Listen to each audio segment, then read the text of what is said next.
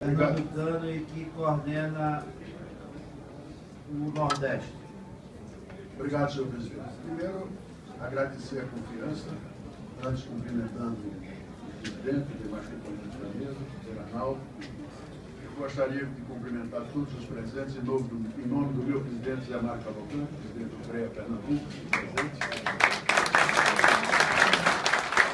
Dizer que, como engenheiro, eu me sinto extremamente feliz de participar dessa frente parlamentar, porque eu estou plenamente consciente da responsabilidade e da importância do engenheiro, do arquiteto, do agrônomo, nesse momento que o Brasil se apresenta. É na engenharia, ou nas engenharias, e quando eu digo engenharias, por favor, está incluída a arquitetura e a agronomia, que a gente vai depositar o que nós queremos em termos de projeto de país. Porque não se pode conviver num país sem projetos, sem planejamentos e sem estudos do que a gente quer fazer. Se assiste na realidade, e isso, presidente Augusto, pode também ser tema dessa frente parlamentar em defesa da engenharia, porque o que falta, o que está faltando no nosso país é justamente a questão do planejamento. E isso vem prejudicando a engenharia. A engenharia construtiva desse país praticamente arrasou, se eliminou-se. E as ações que a gente assiste aqui são cada vez mais induzidas de se acabar com a engenharia construtiva, principalmente as médias, micro e pequenas empresas. E se a gente quer um país moderno, se a gente quer um país inovador, se a gente quer um país que melhore a produtividade, o berço disso, o braço, a alavanca que vai levar isso, são as engenharias. E quando a gente diz engenharia, presidente Augusto, não é só a inovação de buscar novos produtos, de vender commodities, não é só isso, isso é muito importante.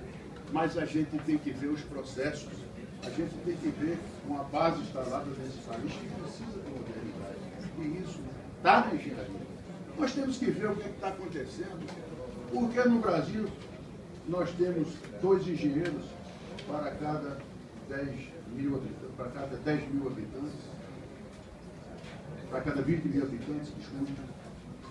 Na Coreia do Sul são 16,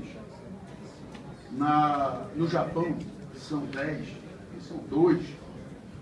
Algo errado está acontecendo num setor que é fundamental para a sustentabilidade do crescimento desse país. O crescimento desse país está na engenharia.